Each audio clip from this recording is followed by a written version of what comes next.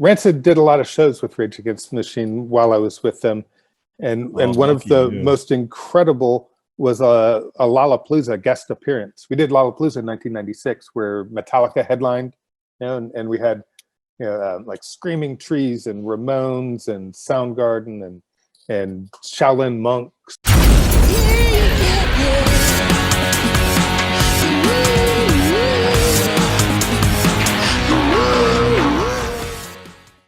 Pew, I thought it was Pow. Oh, I was going to do a thing. Christopher Pow. So right. I always, when I think of Christopher Patrick Pow. Right. I like that. I like that though. Yeah. Anyway, let me introduce you guys and we can powwow. So Bruce Reiter has toured with Dragonforce, Five Finger Death Punch. I think I've talked to your entire crew, by the way. Oh, yeah. Yeah, it's funny. Everybody keeps coming. Fear Factory, Static X, Ozzfest, Family Values, Lords of Acid, Megadeath, Limp Bizkit, Ladies' Night in Cambodia. I'm very intrigued. I don't. That was the name of a tour. I assume so, but nonetheless, I was. It's definitely worth asking about. There, it's quite a bit more interesting than the guys on Social Distortion. Little jab at my buddy John. There you go. Rancid, Stabbing Westward, Hatebreed, Typo Negative, Powerman 5000, Dope, Slayer, Slipknot, and the Deftones. Christopher Pugh has done corporate gigs, some other corporate gigs, and is looking for more corporate gigs because corporate gigs kick ass. He's the front of house guy for the cover band Electric Ave, and he's worked for the band Like Machines, which I hadn't heard of and I listened to today, and I thought they were pretty cool. So I've never heard of any of the bands that Bruce has worked for, so we're going to start off with Chris, and we're going to talk about the band Electric Ave, because when I looked up Electric Ave on Facebook, they had 25,000 followers, so it's not quite just a cover band. They're pretty damn big. They're pretty awesome. Yeah, it's good stuff. Yeah, they reminded me of... well, there's a couple. There's Steel Panther, which is huge, and then we have here in LA. It's what are the guys? They're all dressed as the Spasmatics, right? Yeah, you heard of them? I saw a picture of them the other day. They have like taped up glasses or something, right? Like 80s nerds. There's a whole bunch of them. These guys are smart. Basically, what they did is I don't know how many different lineups they have, but they got a ton. So they send them out all over the place, and it's fun, man. They're real good. It's a really good time. Nice. Cool. Yeah. So you have nothing nice to say about Electric Ave, but that's okay, Christopher. No. It's all right. It's okay. We'll just talk about Bruce's boring bands then. Oh boy. Yeah. No, it's so I've been with those guys for I guess going on just a little over 3 years now. Just kind of been in that camp, and it's been a really, really great time. And they really have they really care quite a bit about getting making everything as authentic as possible. They do just a lot of really, really it's a bunch of definitely some venue shows, but like you said, alluded to earlier with the corporate thing, we do a lot of corporate private and private events and things like that. So they give you better food. Is the food higher there? I did a Capitol Records gig. Yeah, it was our Christmas party, and it was insane, man. It was literally lobster tails and steak. It was great. And what they had done, actually, they took every department, and that department put together their own band. And then at the end of the night, the best department won. And so I forget what department, but we'll say accounting, because accounting people are smart, and it's the only department I can think of. I don't know. So we'll say accounting. And they were playing the Eagles, and they brought in Glenn Frey. So they were disqualified immediately for bringing in a shill. But it was super fun, man. And the guys singing Ballroom Blitz were insane. It was amazing. What is CEO probably? I don't know, the president, he came out and he's like, well, we definitely need to start looking to hire within. I mean, they were incredible. It was a really fun gig and good food. Yeah. I've never really done any of the corporate type of stuff. I know, Like, man. You got all these tough tours. I haven't talked to anybody yet who worked for Rancid, and I man, worked for Rancid and during on the Out Comes a the beautiful Wolves time. album, dude. That's very cool. My first show with them was in Hawaii.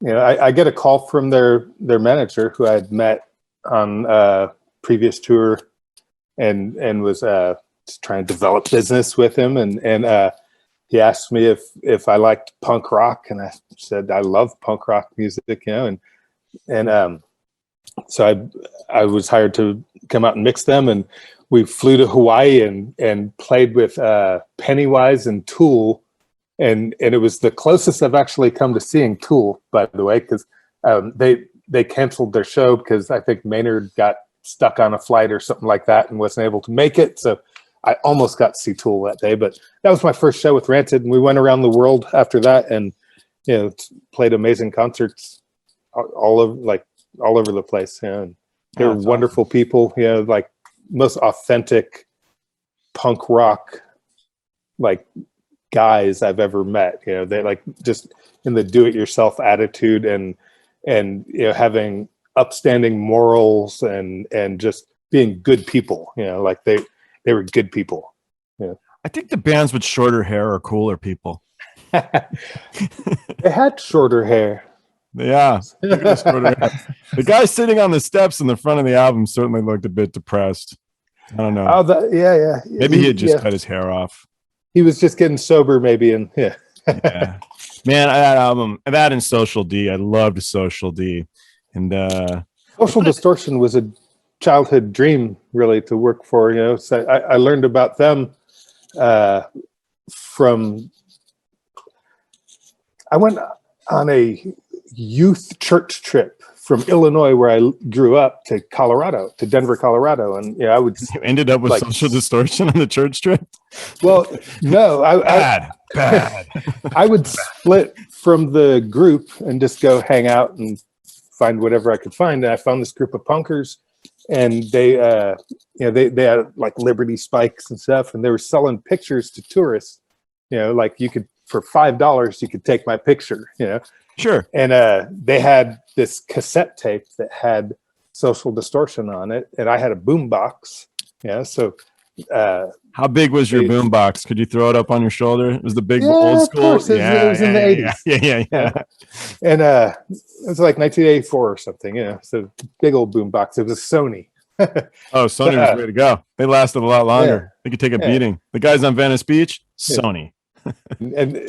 So anyways, they let me keep that tape, and I took that back to Champaign, Illinois, where I lived. You know, and went to the record store with it, and it was like, hey, who are these bands? You know, to Bob Diener was the main guy at this record store called Record Swap, and he's, you know, like, well, this is Social Distortion, and this is the Vandals, and this is JFA, and you know, like all these killer early 80s California punk bands. So that really got me into it, and you know, many years later, I was, you know, offered the opportunity to work with Social Distortion. And what years were you with them, or year, or when? I did.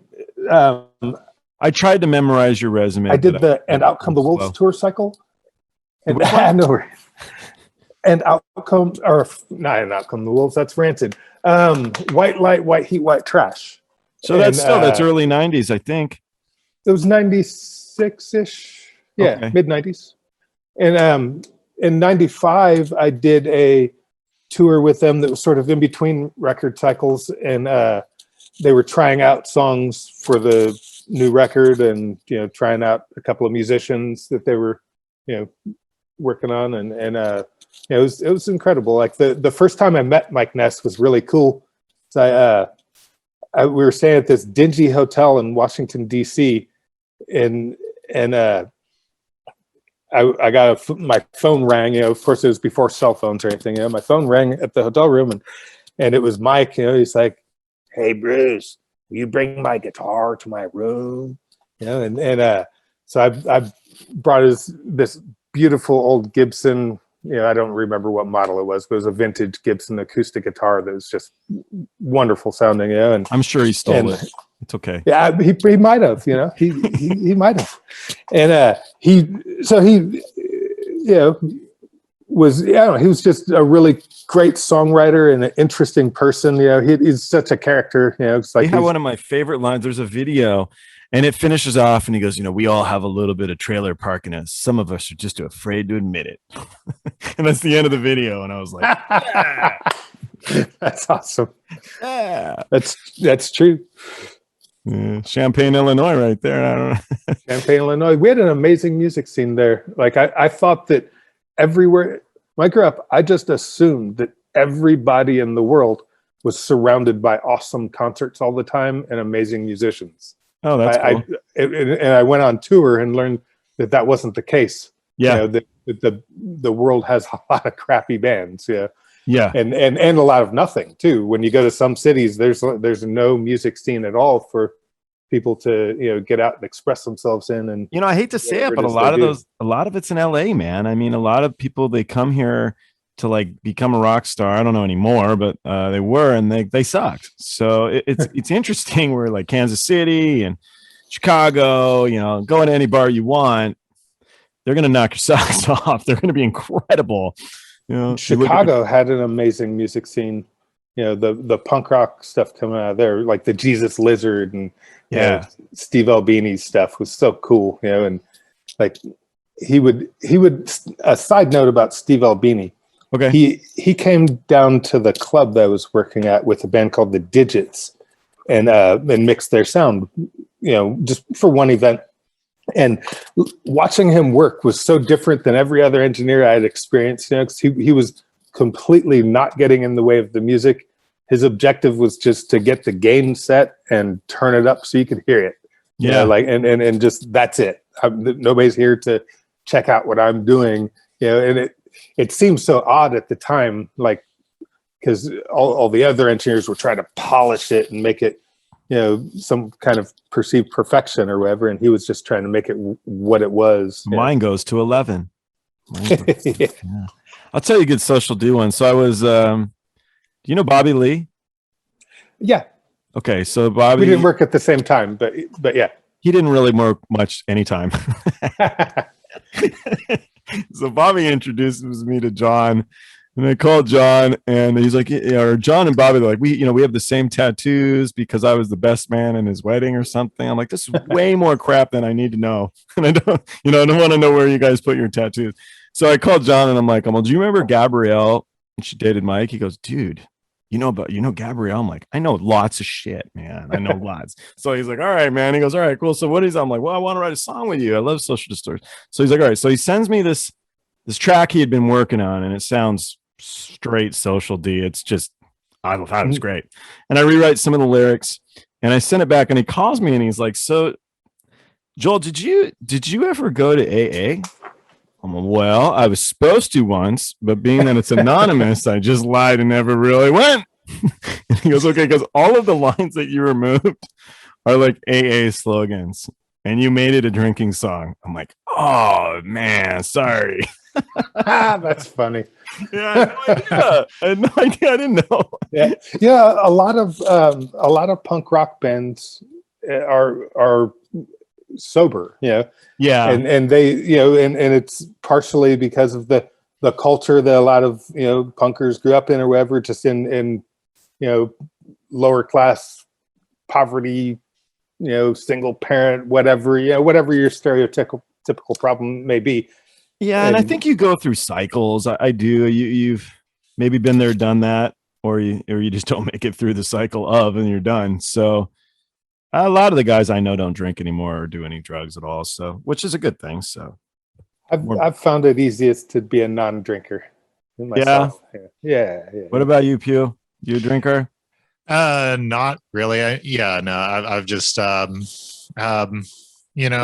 I was a little younger and just sure, why not? But these days, not really. Just don't really find a whole lot of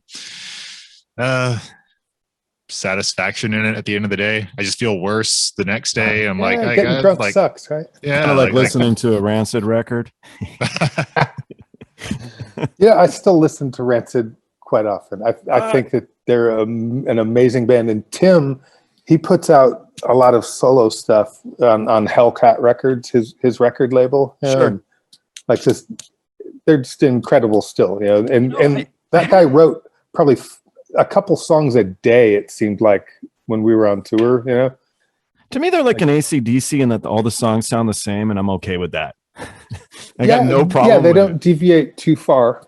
I mean, it's you know what you're gonna get with Rancid, you know. But what I think of is my like first car where I was trying to turn the volume up more than it would let me, trying to listen to Rancid and loving every moment of it. So I hadn't listened to that. It's nice when you haven't listened to an album in, let's say, a decade, you know, a formidable amount of time. Mm-hmm.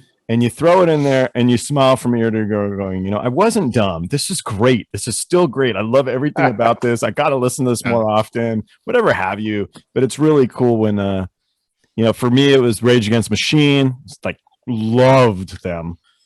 And they were incredible. Rancid did a lot of shows with Rage Against the Machine while I was with them. And one of the most incredible was a Lollapalooza guest appearance. We did Lollapalooza in 1996, where Metallica headlined, you know, and we had, you know, like Screaming Trees and Ramones and Soundgarden and Shaolin Monks and Rancid and Metallica. I forget what I was saying about it now. It was. I should have written notes here. For help us out. What do we got here? Where was I at? I sidetracked myself. Oh wait, we're taking notes. All right. Oh, you don't have to really. You don't have to. Yeah. Oh well. Yeah. We were talking about Lollapalooza in '96, which is friggin' great. I don't know. I was saying Rage Against the Machine and how much. Oh yeah, the Rage Against the Machine. That's right. Right. Rage Against the Machine did a surprise appearance, and you know, my wife happened to be out visiting that day, and I asked her, you gotta check this band out. You know, they're unlike anything you will ever experience. And we sat on stage, you know, right behind the side fills and just watched the whole thing. And they were just, there's so much energy from the audience. Like most bands, you know, the audience, they rock out or whatever, but every single person was jumping up and down and running in a circle and, you know, crowd surfing, everything that people did in the 90s, you know, it shows. It's the bands that have those opening songs from the beginning of the set that just right from the get-go, you know, so Welcome to the Jungle. The second you hear that, everyone is like, wow, we've come. Now, I saw John Lee Hooker before he passed away. Right. It was great. You know, he can't walk. He's 150 years old. At least. And these people help him out, and then they sit him on a chair. And the only thing I think he did himself is he put his black sunglasses on, because the guy behind him was really playing. I don't think he could even hold the guitar. But the second he put the glasses on, I'm like, work here is done. That was amazing. And I think it's the same, like when you have those opening, so Bulls on Parade, the second the second Zach jumps up, or the first scream or whatever, you got your ATV, well, now probably $85. I don't know how much it costs, but you got your money. That's it. They're communists, so it shouldn't cost too much. They should bring it down a notch. I mean, I think, I don't know how that works. Yeah. All But, right. Yeah. So I got a question. Speaking of communism. Speaking of communism, I'm not one. But I'm a landlord. Right on. So and so whenever I have a vacancy, it's very entertaining to go through some of the people's submissions. I thought I'd share a couple with you guys to see what you think. So, I'll judge them. They're pretty good. Yeah. So today this guy wrote to me, "Is it cool to rent to felons?" Yes, I wanted to write back. I don't know. I guess it depends where you're at. What a way to phrase it, though. Is it cool to rent to felons? Well, I mean, if you're in jail, I guess it's pretty cool. You know, if you're in a tough neighborhood, kind of cool. It's not a bad question. So what are some of the other ones? This one's bad. This lady named Karen wrote to me, and I wanted to write, "No Karens." I think that's discriminatory. That might be bad. Yeah. Well, I didn't really do it, Bruce. I said I wanted to do it. Okay. So instead, what I wrote is, when were you looking to move? What else do we have? Oh, there we go. When are you looking to move? I've had a lot of people, they write back, yes, I am looking to move. I'm like, yeah, I know, you wrote to me. Right. And then this was my favorite one today. Is there a way I could come look at the house on Tuesday because my friend's in town and we're playing video games all weekend?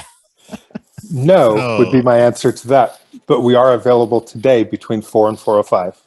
4:05. You're a nice guy at heart. You're a nice guy at heart. Christopher was telling me how tough you are, but it's not true. Yeah, I'm mean guy. Yeah. Mean guy. So speaking of mean people, here's another one. So I wrote my book and I got some book reviews that there are some of them. So this lady, she wrote on one of them, she wrote how every woman is a chick, a babe, is hot, you know. Right. And she's all, and then I found myself looking at romance. This is my girl voice. She's like, and then I found myself looking at romance novels thinking, what has become of me? But in his own way, he's kind of attractive. He's bald with a goatee, which is kind of in right now. And she gave me 1 star. And I was kind of like, that is a very, and then this one was just. That was because of your goatee? Yeah. Oh, yeah. Well, kind of. I'm a redhead. It doesn't really grow. I'm like an Indian. I shave like once every 6 months. It just doesn't matter. It just doesn't grow. My father used to make fun of me. He used to call it bum fluff. Oh, you have bum fluff. You're like, oh, that's nice.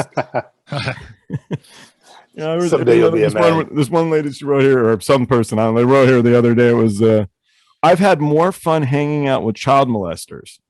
I'm like, well, wait a minute here. Who said that? Some person on the book review, right? So 1 star, and I think you have to leave 1 star. So 1 star, and I've had more fun hanging out with child molesters, and I'm thinking like, who the hell's hung out with multiple child molesters? Where the hell are you reading my book? Yeah, I think you need to have better company. I learned to ignore reviews a long time ago. You know, so like every band that I work with gets horrible reviews. I love them. I think like I find amusement or I ignore them. You know, because it's some unaccomplished asshole who's done nothing in their life. Well, so the thing is so if you click on them and you look through the list, all they do is leave bad ones. I mean, so worked for Poison. Bret Michaels made a movie. It's I've never actually seen it, but it's about him and Death Row or something like that. Mm-hmm. And the reviews are hilarious. You know, the only thing worse than this movie is the band Poison. You're like, oh wow, hey, just super mean stuff. I had one guy, and he wrote, "I've had a more interesting time going to Joanne Fabrics." Well, I replied and I wrote back, "I sincerely apologize to the Joanne Fabric Corporation. I personally love your establishments." But Amazon removed it. I'm not allowed to reply anymore. And I'm like, that's an awesome one. You know, I didn't do the little kid route, like, you know, fuck your mom. Instead, I said something kind of funny, you know, sorry, Joanne Fabrics. I think you guys are great. Can't even give a compliment these days. It's tough, dude, because Amazon guys are rough. They're really rough. All right. So what other cool tours did you do? What was it like with Limp Bizkit? It's amazing. Everything's amazing, really. I haven't done any shitty tours, but with Limp Bizkit, it was pretty cool. I was working with Social Distortion. I actually left Social Distortion for Limp Bizkit, and we were on the Warp Tour, 90 something, and Limp Bizkit was on the side stage, and from my perspective, it was this annoying sound of some guy screaming, "Nobody loves me," and something about eating worms, you know, and I was like, I couldn't be bothered with this music. And their tour manager, old friend of mine from back in Chicago, Champaign area, he kept trying to convince me, hey, come on tour with us, you know, and you just come over and listen to him. So I went over and I sat on stage by the drummer, you know, and I could just hear everything what they were actually doing, you know, and I was like, there's so much amazing music happening right here, and the guitar player, like the sounds coming out of his amplifier are insane, you know, and the DJ, you know, DJ Lethal, he's playing MPC 60s and turntables and stuff through pedals and a Marshall amp, you know, and the bass player's got this big funky tone, and Fred's really charismatic, you know. So fun. After that day, I was like, I will absolutely do this tour, you know, And and then I went on tour with them, and we did a world tour. And Fred was a really good businessman. Everything is a really good businessman. He pretty much had a plan and laid it out. And everything sort of came to fruition when he said it would throughout his career. He's a done producer, really well. right? He produces a lot of stuff. Yeah. He's acts in movies, and he's got his hands in a lot of creative projects. Yeah. I don't really, have a relationship with them anymore. I see them at a festival every now and then, or in a hotel lobby, and have small talk and hello. Well, and it's because you have class. Stories or whatever. The only reason. Yeah. The only reason. You're on the other side of the bar drinking the foo-foo drinks. Or lack thereof, since you don't drink. Oh well, bad joke. A sweet tea or coffee. Yeah. Can't do the coffee. Love coffee. It gets me all messed up. Yeah, I can drink coffee before bed even. Like the caffeine thing doesn't mess with me. So there's a spot in Kansas City. They have an airplane on top of the building, and they do coffee that the whole kernel, it's in an air tank. So the whole kernel's getting air roasted instead of just the top or the bottom because of how it's laying in the pit. And it was cool, man. They gave us a whole little walkthrough. Even though I'm not a big coffee drinker, I love the smell. So walking through was fantastic. And then at the end, they gave us some samples, and they're like, "So what do you think?" And I'm kind of like, "Why? I don't drink any. I wouldn't know what to compare it to, but it says it's good. Yeah, it's good. It's good." How'd you get the airplane up there? How many riggers did you hire? We flew it in. So how'd you guys get into the industry, Christopher? What's your interest in all of this stuff, and what got you going? Oh boy. All right. Basically just kind of grew up being the musical kid, if you will. I was always involved in some kind of music early on, lessons, and then getting in the band in high school and things like that. And then even getting into college was a music major there, and then just found myself like throughout those times, even like getting involved in that, sort of kind of starting to drift towards the behind the scenes things a little bit, even if when you're doing things at that level and those early stages, a lot of times you're doing this stuff, you're doing twofold. You're playing as part of the ensemble or in the band, and you're maybe I was like messing with whatever big box that had 6 knobs on it, that was like the PA, like the little powered mixer type situation. And but a little hint there, those are the heavy ones. You don't want to mess with that. Let the other guys do that. The ones that you can't lift it over your head. Those aren't the ones to mess with. They don't pretend to be interested in that stuff. Right. So from there, and then when I I did not finish my undergraduate music program, but I left and actually I was like playing bass guitar in in like a house band type situation, like playing a bunch of music and doing that, working at a music store during the day, and then basically like some of those house band situations do, ultimately, a couple years into it, the thing kind of sort of started to the pieces started to sort of crumble out from underneath it.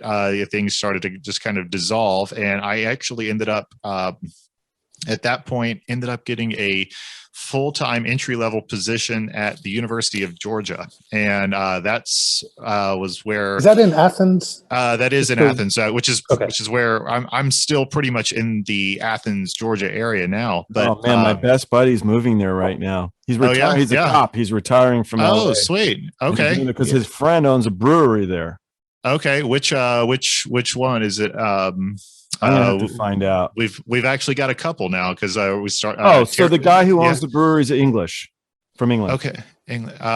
Nope. He has terrible taste in French. The guy who owns the brewery, for sure. Anyway, there's going to be some drunk cops sitting at the bar. Right. Till soon is what I'm getting at. But okay, so nice. You're there. Yeah. So, and really, I mean, I spent a little 11 and a half years with the university, just working through, and actually that's like obviously alluding to all the corporate stuff. That was a lot of my day-to-day stuff there. And I left them from being a full-time employee in 2019. So interesting sort of foray into the whole, like, I left because I was really getting more involved in just the freelancing and wanting to be involved and more on the touring side.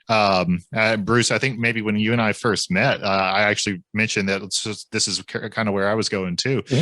And it's so obviously kind of interesting timing there. It was end of 2019 when I started that off, and then it started to get into 2020 was really when I had some of my earlier actual touring opportunities. But all that to say, so I was just kind of involved, and just really liked, just got more and more involved in audio and being able to listen to. I have a real question for you, since I'm obviously a smart ass. So, but I have a real one. And so a lot of these guys I've been talking to are, I'll say, the old guard. A lot of the guys that have been around for a while. If you look through the names, I think Bruce. The people that are, so Bobby Schneider, Bob Dates, a lot of these kind of guys. And the overall feeling seems to be that the guys like you who are just getting going on the road touring might bounce and go do other stuff because of everything that happened. Where's your headspace? Are you thinking of sticking around because you were really enjoying yourself with like machines, or were you thinking maybe this is maybe I should try and do something else for a career? I don't mean temporarily. Right. Yeah, no, I mean, I did when everything started to basically just, when I just started to see that calendar just fall off little by little, like as soon as that March of 2020 point, I mean, obviously, the thought was there, especially thinking back on the fact of just kind of departing from this vested position that I'd had in the full-time corporate realm with the university. Obviously those thoughts were there. It's like, oh boy, did I make the wrong choice, like right here and now? But no, honestly, through those guys being able to keep up with some virtual work with Electric Avenue, and then as slowly, little by little, as things have been coming back, I gotta say, hard pass on moving on and trying to do something else. There's just anybody that's been involved in this thing, it's just like once you get a little taste of it and you're there and you understand that it's so much more than just this is my job. And it's like, no, I can legitimately say, I get out when we get out to go do these things, I legitimately love every bit of it. It's very, very much a passion. So what's one of the songs that Electric Avenue sings that you now know every word to? They do Electric Avenue, but actually, Eddie Grant, right? Eddie Grant, yeah. No, if I had to say, there's one. Probably Everybody Wants to Rule the World. Tears for Fears. They sound check with that one every single. Oh, that sound check, that makes it hard. Yeah, you got to know that after every day. Yep. So yeah, Eddie Grant, definitely. 1983. Wow. Something like that. Yeah, thereabouts. Maybe 84 or 85. 84, 85. I don't know. Okay, it's irrelevant. So, how did you two meet each other then? Was it on the Cambodian Lady Girl tour? Totally. It was on Ladies Night in Cambodia tour. We met in Cambodia. And did you? I started using it. No, we did not. That would be really neat. Females got in for free to the show, and the theme was The Doors and an Apocalypse Now, and sort of that vibe. We had a jungle on stage and an old army jeep, cut the front of an old army jeep off and put lights in the headlights, and they had just it was that vibe or whatever. Yeah. So who were the bands playing? Clutch and Seven Dust, which was incredible, actually. Both of those bands are amazing, and Seven Dust, I believe it was it was it was their first record for sure, and it was one of their first tours. Oh, that's cool. Yeah, they were, and I remember meeting Lejean in the lobby at one of the venues and realizing we lived down the street from each other here in Atlanta. Yeah, he's since moved to another city, but yeah. Trying to find out what year Electric Avenue came out. It really. Oh, here we go. But anyways, 1983. What year did I say? 83. You were right. Yeah, Oh, man. yeah. 83. You get nice. Bonus points. You win nothing. You win nothing. we met through Waves LV1 mixing console, I think, because I saw that he was using. You and Lejean? I was Oh, curious. sorry, you and Christopher. You and Christopher. Yeah, Sorry. Okay. Lejean back in '97. No. Yeah.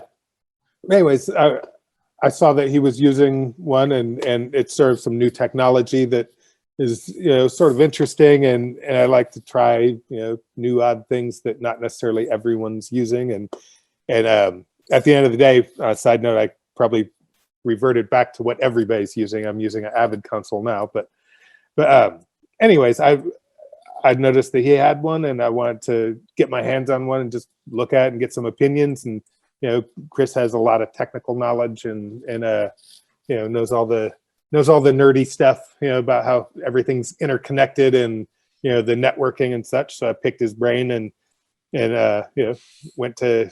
He invited me to come out and check out his band. They were playing near where I live, so I might need to pick your brain. Check them out. I'm really bad at this, and I just bought a Synology server so that the intern and my kick-ass editor, because he definitely sees this, so you have to say very nice things about him. Kick-ass editor can get on that thing. So I don't know how the heck to do this thing, but I do know that hard drives are really expensive, and I didn't know that a few hours ago. They are really expensive. Lots and lots of hard drives, and yeah. I think, and if I remember correctly, Bruce, if I remember right, on that first outing where you got a chance to come down and see where we were playing, and I had one of the versions of that console that I was out with, and I was having happened to be one of the days I was having a little glitch on one of the converters in it. Yeah, where it's like everything that was coming out of the PA was it was accompanied with this like other little static thing, and suck coming out of the PA. Yeah. It's just like everything. It was like, no matter what, it's like, what is this? And it ended up being basically just some little setting around, and I figured out what it was. Like, it's actually nice timing that I figured out what it was when my boss with that band happened to walk back around just to kind of greet and say hi, and it was like, okay, perfect timing that everything just started working right here. But I remember that sticks out a lot in my head, because like I remember like you handed me a bottle of water and said something. It was like nothing along the lines of like, there's nothing you can't solve with a little bit of time and hydration, or something like to that effect. Yeah. Wow. A little bit of time and hydration, you can solve any problem. You do Tai Chi, don't you? I do practice Tai Chi Chuan. I know, man. I researched you. When did you hear about that? Just that you do Tai Chi. There wasn't much more. Yeah, basically, I move slowly in parking lots around the. I practice Tai Chi Chuan. It's Chinese martial art, and one of the cool things with touring the world is I get to be in all these crazy cities. So I, will go and meet other practitioners and get lessons or exchange info or whatever, and practice as much as I can. Yeah, it's great. I recommend it to everyone. Yeah, definitely a different hobby. I like it. I wanted to go, I got really into yoga for 5 minutes, and I wanted to go into some of the places in Thailand and just sit there and spend like 10 minutes just meditating, and taking it all in. And I guess it's still a bucket list thing. I just think it would be a personally great moment again and again and again and again. I'm an art guy, so I studied art in school. I was an art dealer for years, and I cheat. I get on Wikipedia the night before, wherever you're at, and just spend 10 minutes reading. And you'll go in, and the people are like, "My God, you know so much about this place." And you're kind of like, "I spent 10 whole minutes last night reading online that we were going to go look at this thing today." So I don't know. I think that's one of the good things about being able to do what you guys are doing here is cruising around. You can, on your day off, you can go see stuff. Sometimes, I mean, that varies a lot from tour to tour. Some tours, it's you see the bus, you see a parking lot, you see a hotel lobby, and you see a venue. Yeah, and then there's nothing else. Yeah, and they give you the day off in the middle of nowhere. So what are you going to go see? Sometimes that day off isn't even a day off. It's a driving on day. The bus as you're driving for 18 hours or whatever, and then you get to the destination city at midnight or something sometimes, and I got a day off. It's midnight. I'm here. The driving day reminds me of like Dumb and Dumber. You want to hear the most annoying sound in the whole world? Yeah. Just sitting there. So, anybody want to play poker again? Right. All right. Taking advantage of days off, I think, is important though. 'Cause, like the other extreme is you have tons of time. You have a full day off. In a city, and you're well rested, and load-in's late the next day, even or something. So you have all this time. And I recommend everyone gets up in the morning on their day off and gets out and sees the city, especially if you're new to touring. Like one of my touring buddies, he said before he toured with me, he had never done anything on a day off other than order room service and sit in his room, and occasionally go to the hotel bar, and we go on walkabouts, and have seen all kinds of museums and art galleries and just the architecture of the city or whatever. These cities. It's great. I would sleep a lot. I just was so beat up. I needed to like kind of get going again. So I would sleep. I would sleep. There's days where you just stay in bed that whole day off, because you're exhausted from the past 3 or 4 shows, and yeah. I went to a concert a couple of nights ago at a small venue here in Atlanta called Eddie's Attic. It's a listening room, they call it. And it was an artist called Dom Flemons, and he calls himself the American Songster, and he collects songs from the like 1800s and early 1900s, mostly acoustic guitar, banjo, the gourd, like whatever. I guess it's still called a banjo, but it's like a banjo with a gourd for a body. And he had these bone clickers, and they use for like a percussive instrument or whatever. And there's 2 artists band in my house. One's Pavarotti, because I listened to it for like a full week straight, and the lady's like, I just can't listen to this anymore. The second one band is Tiny Tim, who is my God. I went on a Tiny Tim YouTube rabbit hole the other day. He's incredible. Totally agree with you. And it's the same. He's all into that 1800s type stuff. It's all this early. He was a musicologist. I love listening to interviews of him too, because he's like, he talks about being in character, and he keeps the mystery of whether it's a character or not. Like he was such a cool the way character. He sings. He died on stage. He died, I think, in an old folks home playing on stage. After they told him to, they're like, you cannot. And he's like, I got to do it.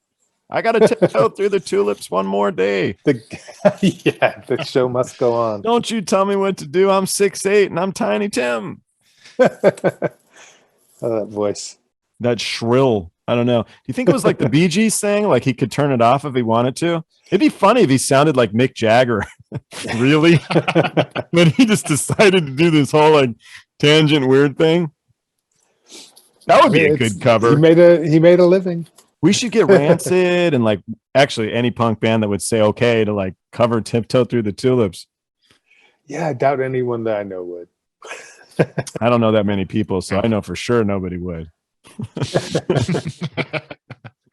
Anyway.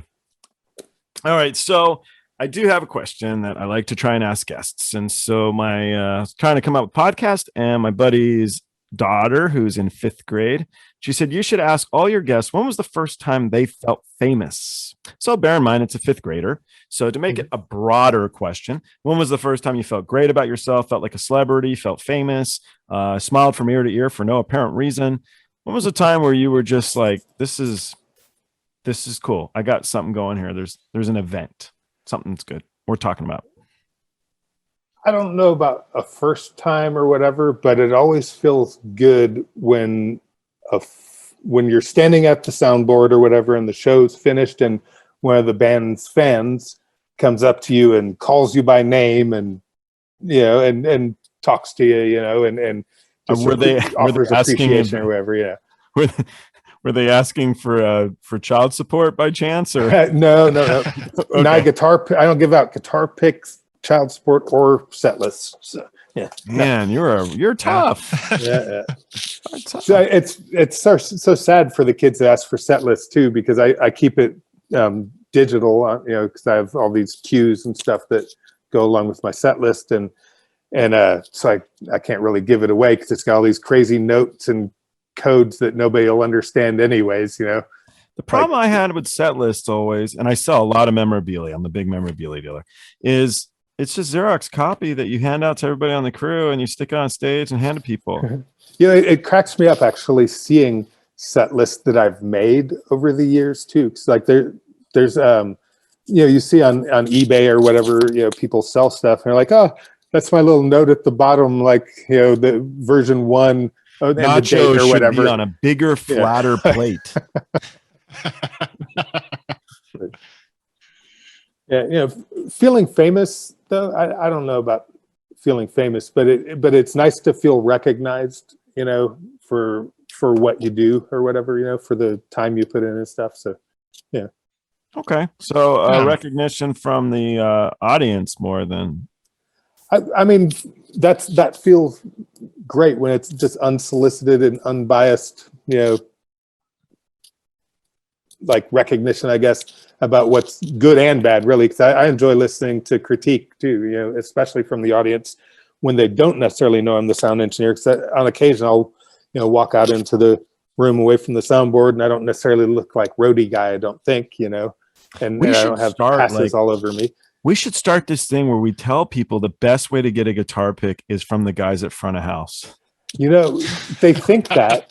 It would be amazing. Because you'd be surprised at how often I get asked for a guitar pick. And I'm like, I am a guitar player and I do have these orange picks. I love the Dunlop, orange ones. Those are my favorites. But no famous person ever played with this. This is just mine.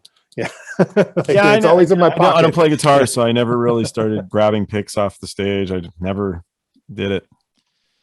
But doing interviews and the mix magazines and stuff like that always feels good as a sound engineer too, because all of us sound engineers grew up reading those and looking at the guys there and the dorky guy stuff. Yeah, dorky guy magazines. Yeah, those dorky guy nerd magazines. Yeah.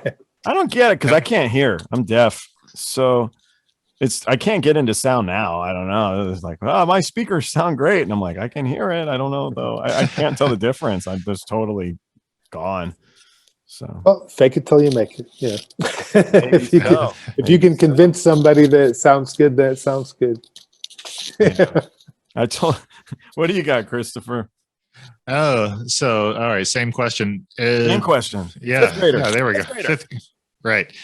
Yeah. Well, and actually, thinking about that with maybe kind of there with Bruce, not really known, like feeling famous so much, but yeah, like recognition, even like feeling what it feels like to play in like one of the like one of the bands you're in middle school or high school, or even like when you feel that recognition. But just kind of thinking about so I guess those times might be like the first time, even though it's like you're just there with all your local folks, and it's just families that are there to see everybody. But I guess thinking about that, like I mean, I think the only bit of expansion I'd put on that is like, sort of drifting into the production and that side of like getting that gratification, but also like feeling it in a totally different way, if that makes sense, in terms of like,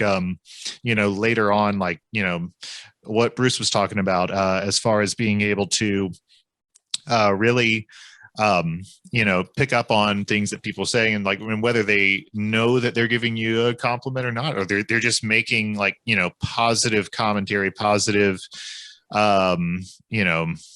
mentions about the show they just heard. It's like, like that's another type of gratification that, like, being able to hear that. And I mean, sometimes it's terrible. Sometimes people were like, I couldn't hear a thing, and it was like, but hopefully try to have fewer and fewer of those as I go on. But the sound guys keep getting shit on always. That does not end. Oh yeah. No. I know that's never gonna end. It's like, you can't win them all. But yeah, that's a tough one. Sometimes the audience can be pretty brutal, with their opinions, and instead of getting offended, I try to figure out from their perspective why it sucked for them, why it was bullshit or whatever, Yeah. And sometimes I learn, okay, well, they were sitting like up in the stands right by the the dasher in a hockey arena, and even with the stage, and they're right in line with the the subwoofers, and they didn't have very much pointing at them or whatever, or just whatever, there's always some explanation, and you can figure out like what you should do next time to make it so it's not like that. And one of the things that I've done, like, on occasion I've gotten, like some person that's at the barricade, I can't hear the vocals or whatever, right? And I stopped using subwoofers largely, and I rely on having a good front fill system that evenly covers the high end frequencies of down in the pit, wherever I perceive the young lady that likes to post online about how she couldn't hear the vocals of her favorite singer or whatever, So I want to make sure that you can always hear the vocals first and foremost. I mean, everything has to sound great, but the vocals are what I'm everyone of the comes camp for. of bury the singer. That's the camp. If I buried Ivan from Five Finger Death Punch, I might be in physical danger. Yeah, my first one with those guys, it was Gigi Campbell as Five Finger, is it? I don't know. It wasn't. They were with it was this band called Ginger. I never heard of them. That's Gigi Campbell. Yeah, that's Gigi Campbell. So I was looking it up to see, and so I asked them. So I read online that Justin Bieber wanted to do a duet with your band. What do you think about that? And they're kind of like, did you really read that? It's great. They're like, I don't know. They got a little hope. It's kind of funny, Mess around I'd do a duet with Justin Bieber. The what? I'd do a duet with Justin Bieber. Yeah. That'd be great. I'm sure he's waiting in line. Yeah, I got this little melody work out great for him. Little ditty, it goes like this. Got a little ditty. Well, guys, I really appreciate it. And sorry, Christopher, if you have anything else to say, go for it. Oh. No, you're okay. Way to put. Yeah, no. I've enjoyed just getting to hang, chat a little bit. Yeah, and yeah. You ever do any wind up type of stuff, Bruce, or are you pretty good? I guess. Well, like wind ups at the end of the show where you mess with the crew or any funny stuff. I personally don't. Yeah, I can see you're pretty good. Good boy. I saw one of the. I'll tell a quick story before we get off about one of the. They call it treatments or end of tour, whatever, right? And this, I was mixing a band called Static X, and we had a band called American Head Charge and a band called 10 Years opening up for us. Right, it was the last show of the tour, and typically people will go out and spray silly string or something like that, or just do something stupid on stage, right? And American Head Charge went beyond cruel. Like they did everything from pouring jars of honey over the musicians and their instruments as they're trying to play, and then dousing them in multiple bags of 5-pound bags of flour and throwing eggs at them, and just brutalize them. And once it was all over and they got off stage and were like still had food all over them and just stuff, and their instruments are shot, they get out to their van and find that it's completely covered in peanut butter and mayonnaise or whatever, and I was just like, this is so fucking mean. Like people shouldn't be assholes like that, So I've never been a prankster. So that was the Static X guys who's got. The problem was no, Static X didn't do that. The opening band, well, I should say the main support, American Head Charge, did that to the opening band. on the last day of our tour. So was the opening band like anybody well known? A band called 10 Years. You know, I mean, they're all right. Yeah, they're big. But the thing is like, because where I was getting at is if you're a brand new band and they destroy your instruments, I mean, what's the fuck? The second thing is, can you imagine the tech? Yeah.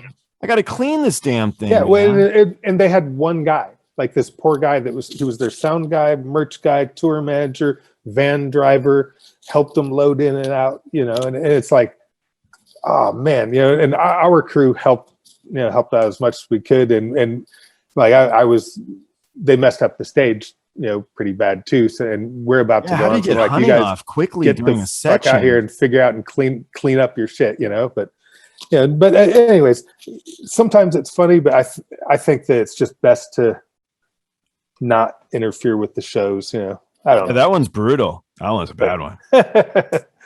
Yeah. Yeah. No, we never did anything that crazy. I don't know. I like to mess with people, but you know, you ever do something where you think's funny and then you go a little too far and you upset them and then you feel so bad. You're kind of like, okay, I'm stupid. You know, depending on the band, you might get your ass beat. Like if you come on a 5-finger death punch stage, it probably won't end well. You know, like it's just there's security and the band would be like, "The hell are you doing up here? We're trying to perform." You know, like it's not. Yeah.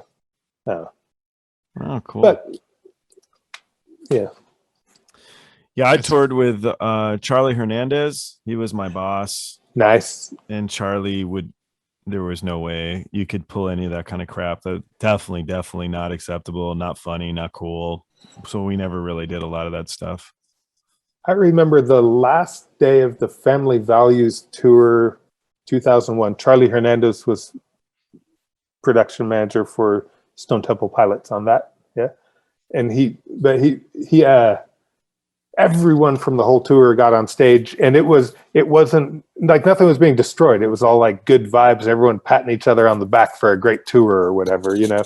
And that was great. You know, I thought like it built the camaraderie that people get, you know, over the course of a tour, you know, and the audience, I think, appreciated that. But I don't think the audience even appreciates it when it's like just some dumb prank, you know.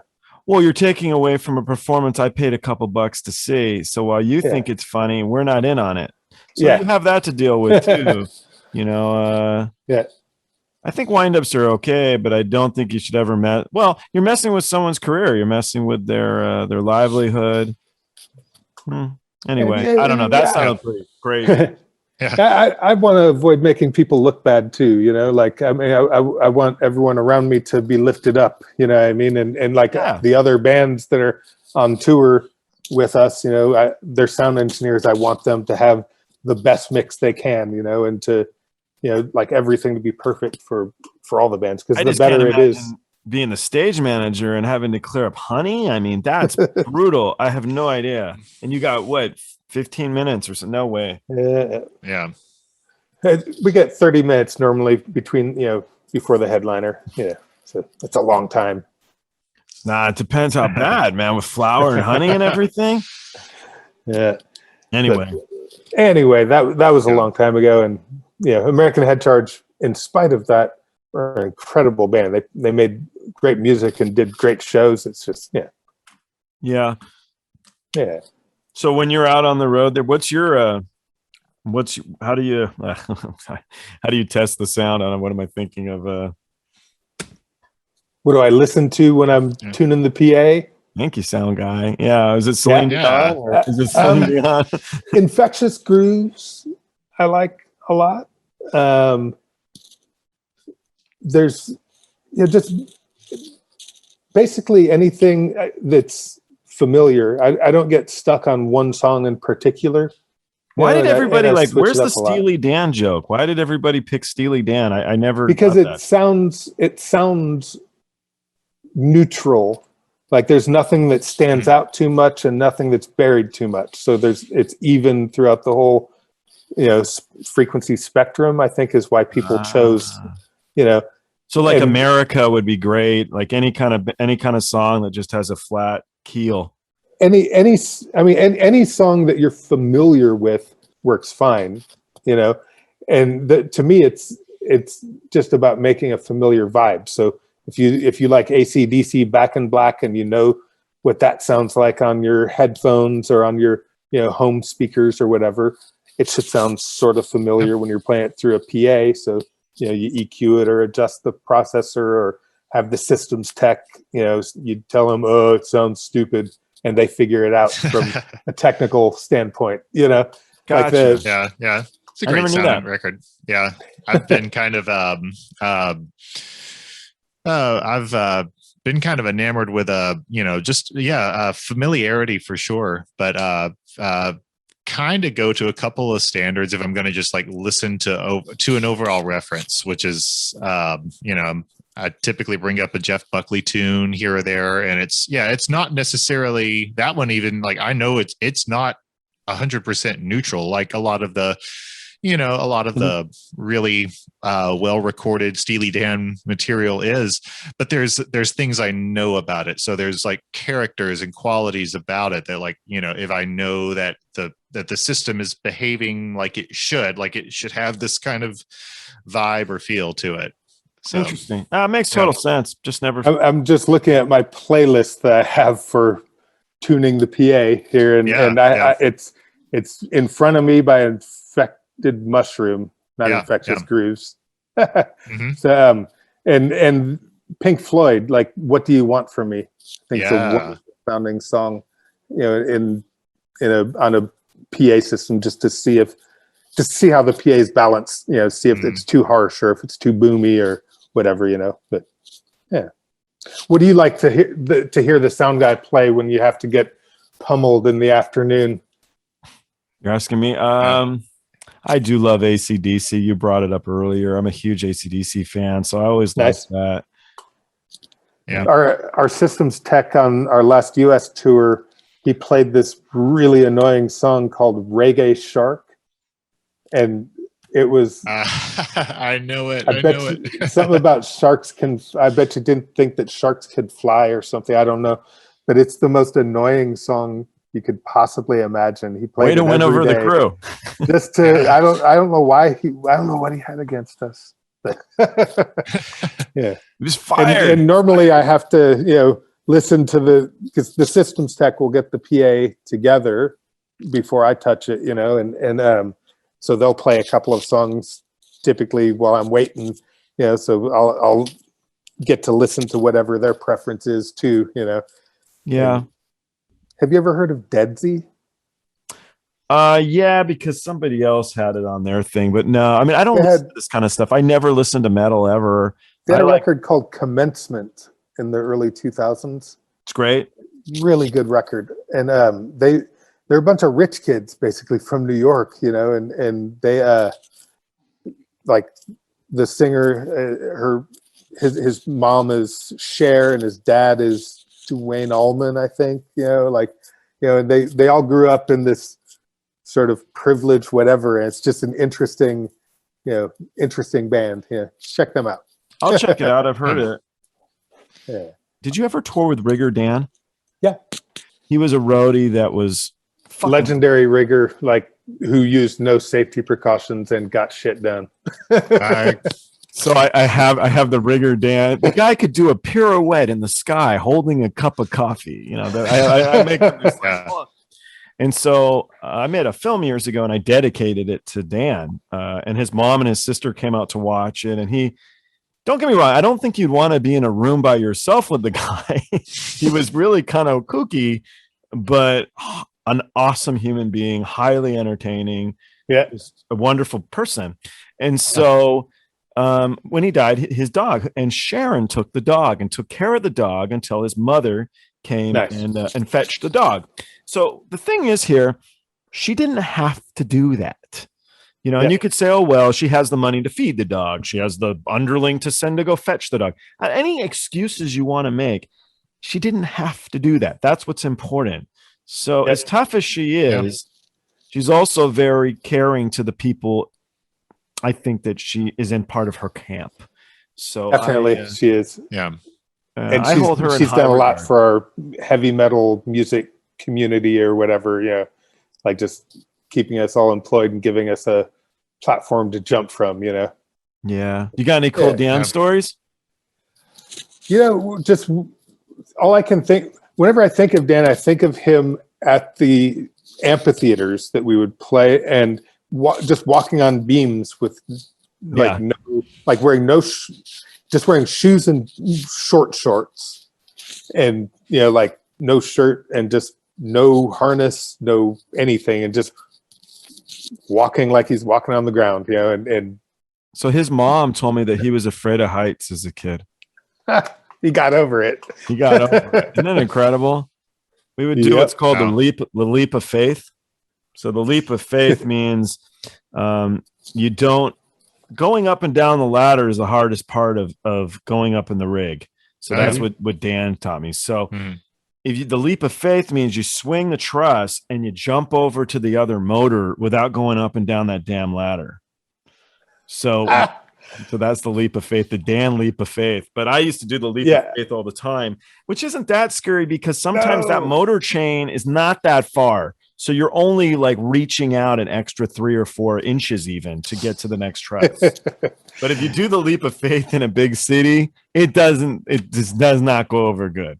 Yeah, the steward's like, what the? Right.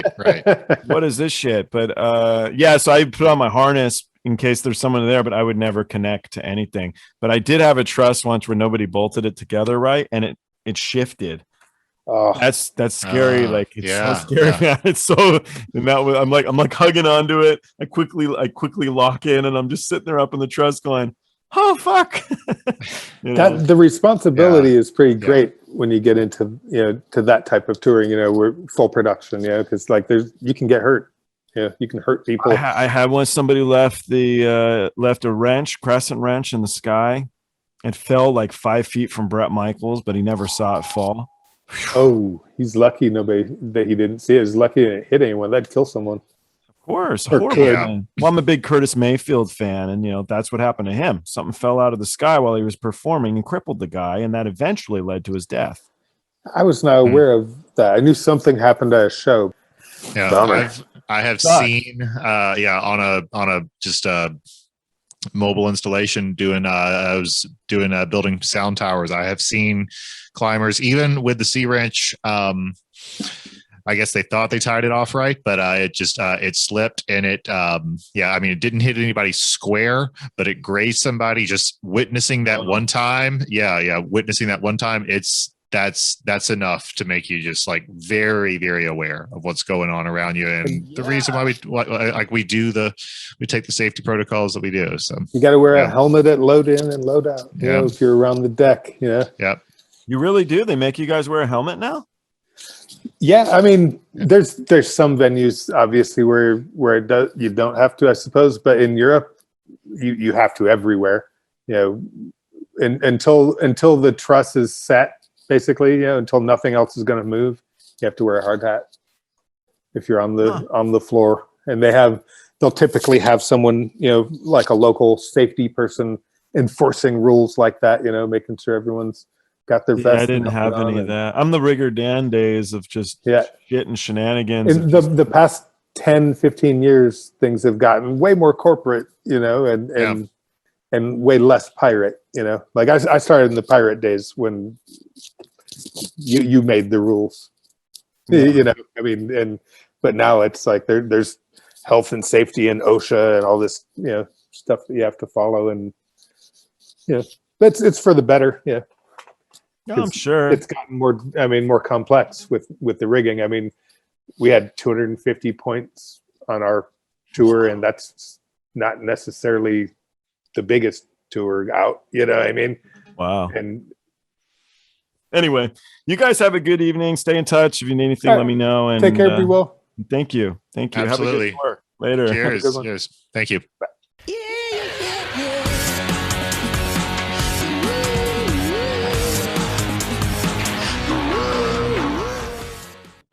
Hey, thanks for watching Party Like a Rockstar. If you're not already subscribed to the Facebook or YouTube channels, do it. We're also on Twitter, Instagram, and TikTok. The handle is Party of Stars. Thanks for watching. We'll see you next time.